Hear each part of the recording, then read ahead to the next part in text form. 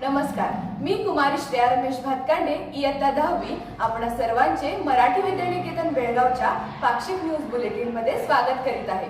पाहूया या 15 दिवसातील विशेष घडामोडी, उपक्रम आणि शैक्षणिक बातम्या। दिनांक 28 ऑक्टोबर 2025 रोजी इयत्ता 8वीच्या विद्यार्थ्यांचा माहेश्वरी अंधशाळेत अभ्यास दौरा होता। तेथील विद्यार्थ्यांची काम व शिकण्याची पद्धत, लिहिण्याची पद्धत, या विद्यार्थ्यांमधील शिस्त, या सर्व गोष्टी विद्यार्थ्यांनी अगदी जुळवून पाहिल्या। अंधत्वाला मात करून नव्या उमेदीने जीवन जगताना तंत्रज्ञानाला आपलंसं करत नवनवीन गोष्टी आत्मसात करण्याची जिद्द वाखाणण्याजोगी असते। अभ्यासाबरोबरच खेळ, कला, क्रीडा, संगीत सर्वच बाबतीत हे विद्यार्थी अव्वल असल्याचे जाणवते। शाळेतील विज्ञान प्रतिकृती प्रदर्शन दिनांक 6 नोव्हेंबर 2025 रोजी विज्ञान प्रदर्शनाचे आयोजन मराठी विद्यानिकेतनच्या विज्ञान विभागातर्फे करण्यात आले। उद्घाटक म्हणून शाळेच्या माजी विद्यार्थिनी श्रीमती कावेरी कुंभार, प्रशासक ICMR बेळगाव उपस्थित होत्या।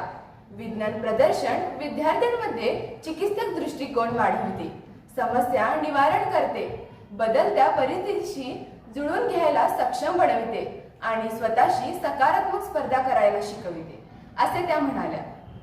या विज्ञान प्रदर्शनात इयत्ता 5वी ते 10वीच्या विद्यार्थ्यांचा सक्रिय सहभाग होता। विद्यार्थ्यांनी विविध प्रश्नांना हात घातलेला जाणवला। दिनांक 7 नोव्हेंबर रोजी विद्यार्थ्यांनी केळी फळांची परिपक्वता ओळखण्याचे सूत्र समजून घेतले। जवारी केळ्यांचे महत्त्व समजून घेताना त्यांचे फायदेही समजून घेतले। 7वीच्या विद्यार्थ्यांना कृषी शिक्षक अरुण बाळेकुंद्री यांनी विद्यार्थ्यांना माहिती दिली। दिनांक 8 नोव्हेंबर रोजी शाळेमध्ये कणकदास जयंती साजरी करण्यात आली।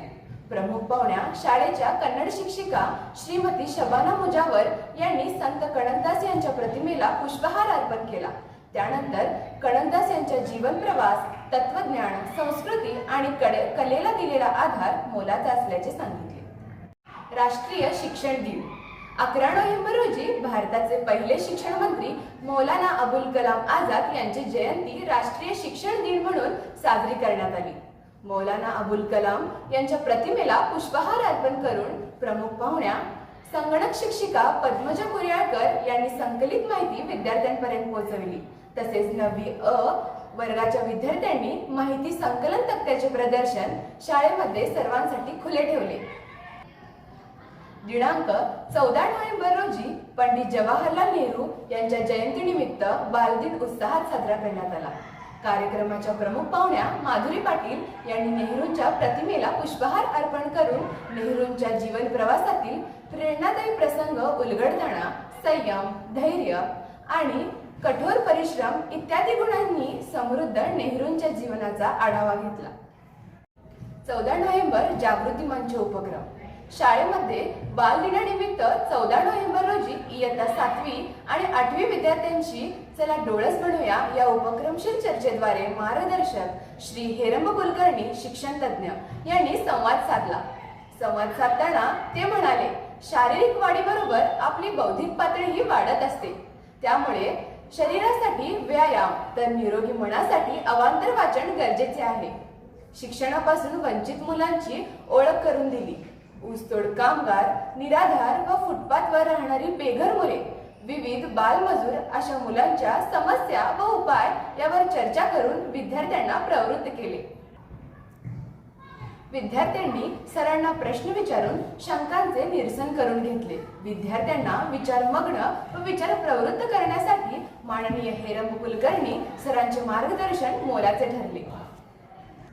मुलांच्या विवेकी जडणघडणीत शिक्षकांची भूमिका या विषयावर श्री हेरंब कुलकर्णी यांचे व्याख्यान दिनांक 14 नोव्हेंबर 2025 रोजी गुरुवर्य V. गो. साठे मराठी प्रबोधिनी व मराठी विद्यानिकेतन बेळगाव यांच्या संयुक्त विद्यमाने मानवतावादी लक्ष्मणराव ओळकर वैज्ञानिक दृष्टिकोन व्याख्यानाचे आयोजन करण्यात आले। कार्यक्रमाचे प्रास्ताविक करताना गौरी ओळकर म्हणाल्या की लक्ष्मणराव ओळकर हे विज्ञानवादी होते। यांनी अंधश्रद्धा निर्मूलनाचे काम केले। लग्न व जत्रा यावर वायफळ खर्च करू नका असे सांगितले। जखमी व आजारी प्राण्यांची सेवा केली, त्यांच्यावर उपचार केले। बेळगाव परिसरातील वृक्षतोड थांबविली आणि नव्याने वृक्ष लागवड केली। महाराष्ट्र एकीकरण समितीच्या संयुक्त महाराष्ट्र चळवळीत हिरिरीने भाग घेतला. अशा कृतिशील व्यक्तिमत्वाच्या स्मरणार्थ वैज्ञानिक दृष्टिकोन व्याख्यान व विज्ञान कथाकथन स्पर्धा आयोजित करण्यात आल्या होत्या. या कार्यक्रमाचे उद्घाटक प्रमुख पाहुणे श्री हेरंब कुलकर्णी तसेच मान्यवरांच्या हस्ते ज्योती सावित्री यांच्या प्रतिमेला पुष्पहार अर्पण करून व झाडाला पाणी घालून करण्यात आले. यावेळी व्याख्यानाला उपस्थित मुख्य वक्ते श्री हेरंब कुलकर्णी म्हणाले की आजच्या युगात विवेकी बुद्धीने विचार करणारी मुले हवी आहेत. मुलांमधील व्यसनाधीनता, बेकारी, भ्रष्टाचार, कर्मकांड, गुन्हेगारी असा समाजाचा उलटा प्रवास सुरू आहे. हा प्रवास सुलटा करण्यासाठी समाज व्यवस्थेत व शिक्षण व्यवस्थेत बदल गरजेचा आहे. म्हणजेच पालक व शिक्षक यांची भूमिका महत्त्वाची आहे असे त्यांनी अधोरेखित केले. या कार्यक्रमाप्रसंगी कथाकथनकारांनी कथांचे सादरीकरण केले.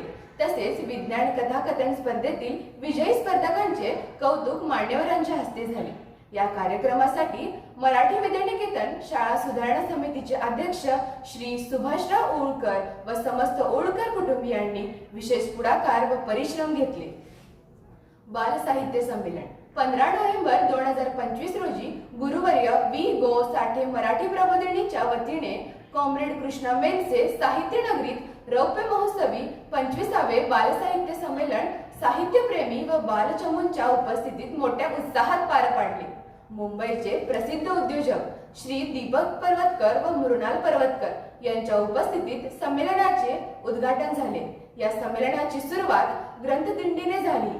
साहित्य व प्रतिभेला अधोरेखित करणाऱ्या ग्रंथदिंडीमुळे सर्वांची मने आकर्षित झाली.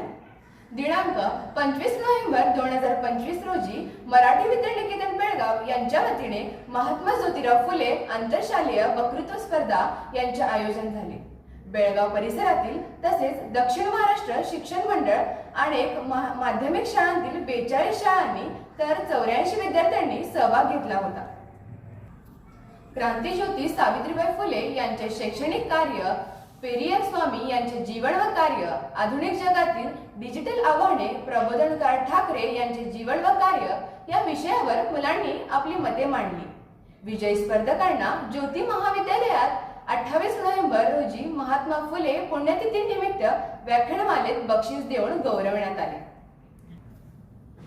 महात्मा फुले पुण्यतिथी दिनांक 28 नोव्हेंबर रोजी मराठी विद्यानिकेतन शाळेत महात्मा फुले पुण्यतिथीसाठी प्रमुख पाहुण्या शाळेच्या सहशिक्षिका स्नेहल बेळगावकर उपस्थित होत्या. त्यांनी महात्मा फुलेंच्या प्रतिमेला पुष्पहार अर्पण करून विद्यार्थ्यांपर्यंत संकलित माहिती पोहोचविली. तर आपण येथेच थांबूया. पाहत रहा मराठी विद्यानिकेतन न्यूज बुलेटिन. तोपर्यंत धन्यवाद.